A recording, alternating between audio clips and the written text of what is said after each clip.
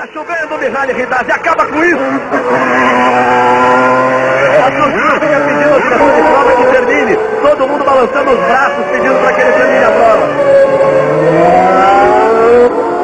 Aí o Senna. Lá vai ele.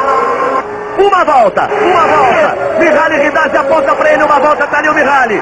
Volta final. Ele virou 25-1. Patrese 24-7. Pouco mais de 4 quilômetros. Mas são 4 quilômetros dificílimos porque a pista está molhada. Seria um drama reservado no final dessa prova. O Senna, avisa, aponta.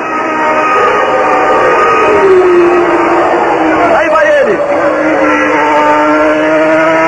Aí vem Senna. Puxa de um lado. Acelera. Puxa para a direita. Tá chovendo. As gotas caem ali na câmera colocada no carro de Senna. São poucas curvas pro final. Ele vai deixando misto. Vai no capricho Senna. Vai para quebrar mais um tabu. Vai para a 28ª vitória. Aí vem Senna. De ponta a ponta no Grande Prêmio do Brasil. Fica de pé a torcida. As bandeiras começam a se agitar. A quadriculada em preto e branco está nas mãos de Mihaly Ridazzi. Senna vai apontar. Patrese está perto, mas ele vai apontar.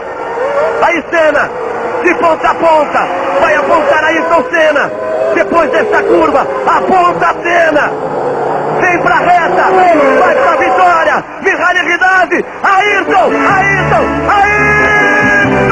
Senna do Brasil.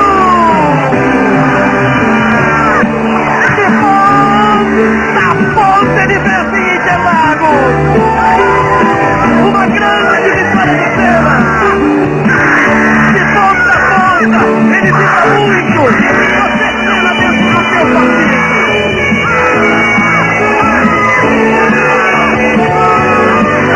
Ayrton Senna de ponta a ponta. Brasil. A festa é toda dele. Ele pega a bandeira brasileira. O carro vai parando, tem que dar um trânsito, ele disse que parou. Ele devolve a bandeira. Ayrton Senna.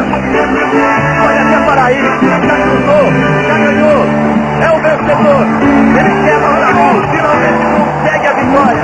Depois de tantas tentativas. Ele começa ele a fazer a festa. Você foi bem chamado. Era tudo que se esperava. Em 88 ele quebrou o cano na largada. Em 89 ele bateu na largada. Em 90 bateu iniciativa. Em 91 ele bate em curva, que é uma de suas marcas registradas. Ele faz a festa. O torcedor enlouquece, balança as bandeiras. O fiscal não sabe nem como comemorar. Eles se abraçam. A festa de todos. Ayrton Senna de ponta a ponta.